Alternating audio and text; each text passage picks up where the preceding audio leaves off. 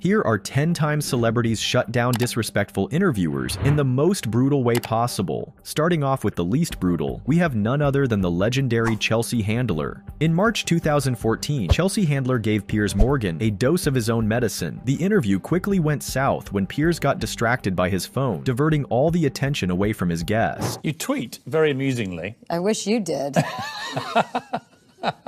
I mean, in the middle of the commercial break, I want your viewers to know, they must know because they're probably following you on Twitter. I mean, you can't even pay attention for 60 seconds. You're a terrible interviewer. Well, you just weren't keeping my attention. That's well, more but an issue that's for you not than my me. problem. Well, it is your problem. This is your show. You have to pay attention to the guests that you invited on your If show. they're interesting enough. Yeah, they are. Listen, it doesn't matter how interesting I am. You signed up for this job. Of course it does. Well, maybe that's why your job is coming to an end. The interview then ended with Piers asking her a question she'd been dying to hear. What's the moment if I said to you, I can give you one moment back in your life to repeat right now? What would you choose? It would be spending this hour differently. Can't you try and be nice? On July 7, 2014, Joan Rivers appeared on CNN to promote her book, Diary of a Mad Diva. My last book was on the bestseller list 19 weeks, so my producer's not a fool. She said, write another.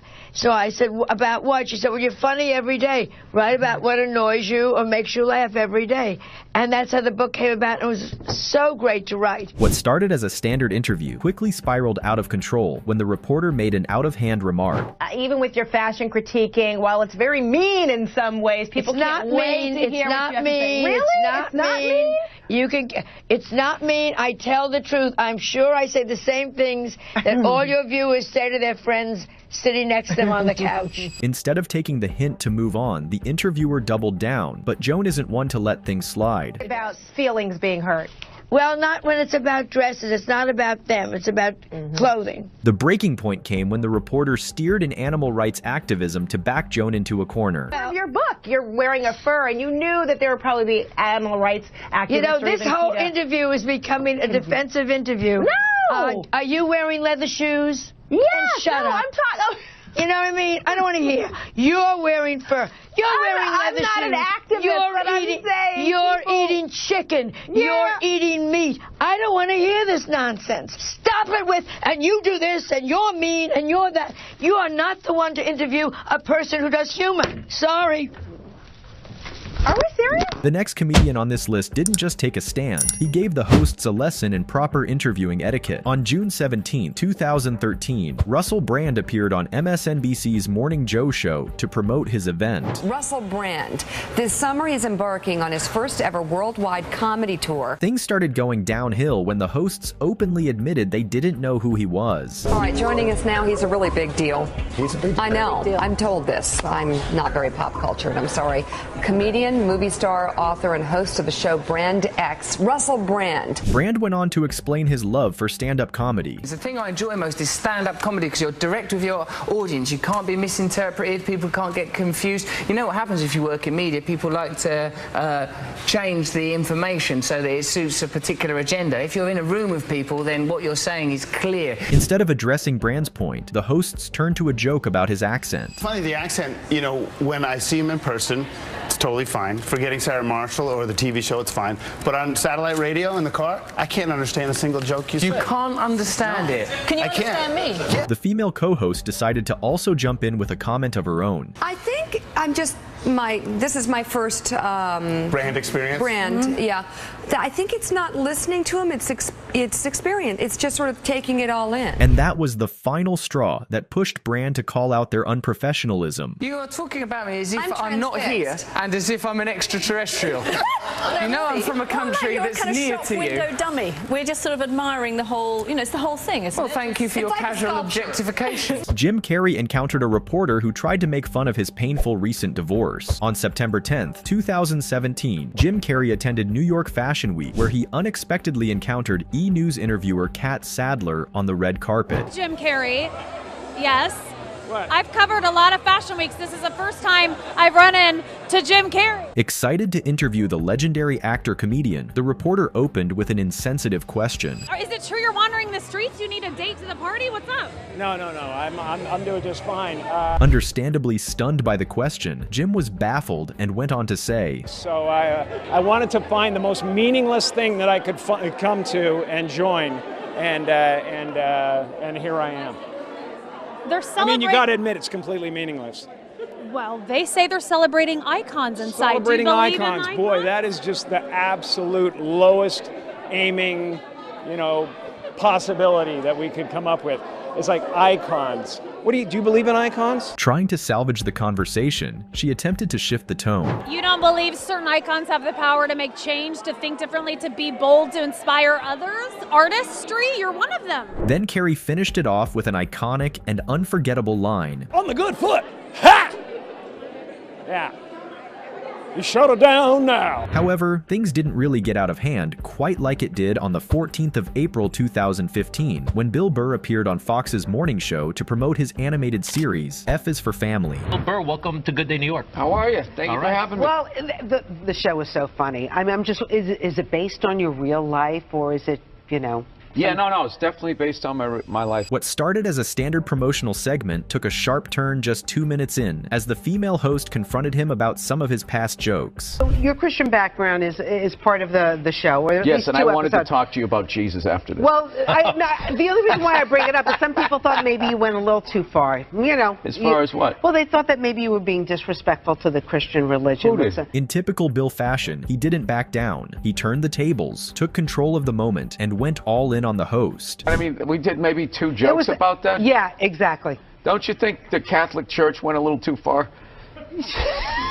More so than my cartoon. All right, listen. A couple of jokes. I know this is a morning show. You can't bring up all those crimes. This wasn't the first time Bill had to deal with someone pushing boundaries. He also publicly shut down Tony Hinchcliffe after being invited to his show Kill Tony. Tony Hinchcliffe built his career by publicly insulting and humiliating others for laughs and personal gain. At first, Bill seemed to be enjoying himself, walking in with his usual charm and wit, but it soon became clear he didn't fully know what he was signing up for, until one particular comedian took the stage. Just compliment someone, put it in the context of a joke, and an idiot will make a fool of himself.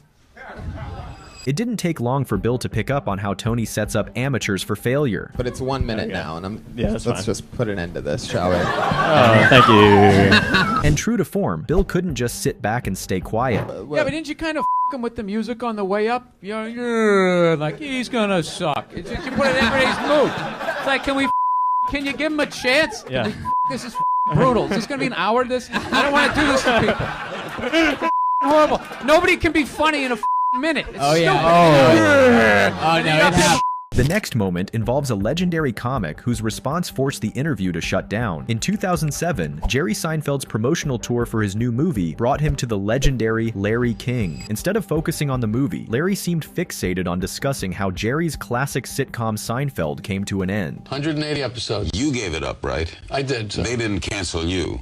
You canceled them. This odd remark shocked and insulted Jerry. You're not aware of this? No, I'm asking you. You think I got canceled? Are you under the impression that I got canceled? Have I hurt you, Jerry? I thought that was pretty well documented. Is this still CNN? Don't most shows go down a little? Most people do also. You but yeah, no, I went off the air. I was the #1 show on television, Larry. Do you know who I am? By 2016, Jerry found himself back in the spotlight when a CBC interviewer attempted to inject race controversy into his professional life. I have noticed that most of the guests are mostly white males of 22 episodes that you've had. Yeah, let's get into that. No, but you...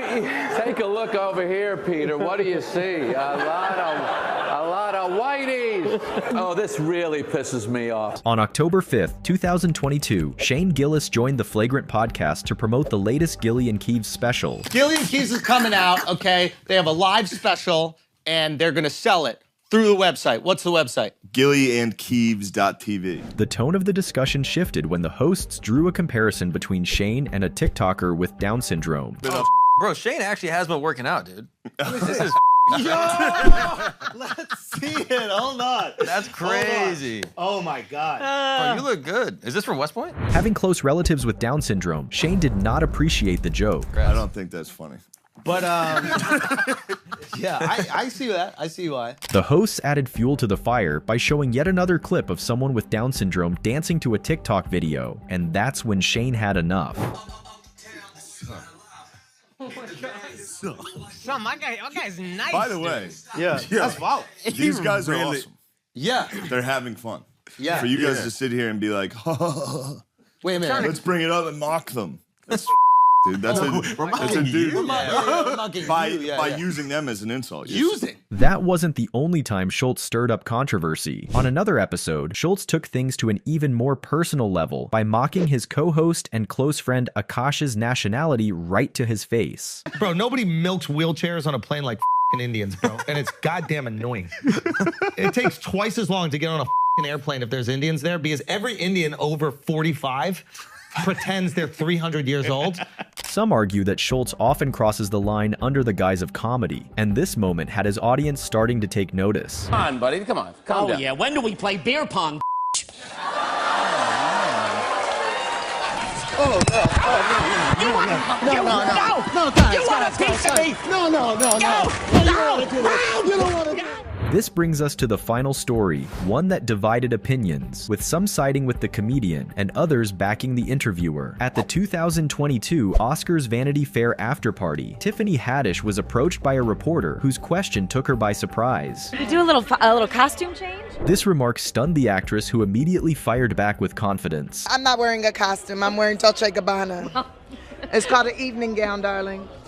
This is not, no one's paying me for this. I paid for it. It's custom. Thank you. Sensing the misstep, the reporter attempted to smooth things over, but Tiffany wasn't finished just yet. Time of death for me right now. You look gorgeous. This is not an acting gig. This is my life. This what fame look like.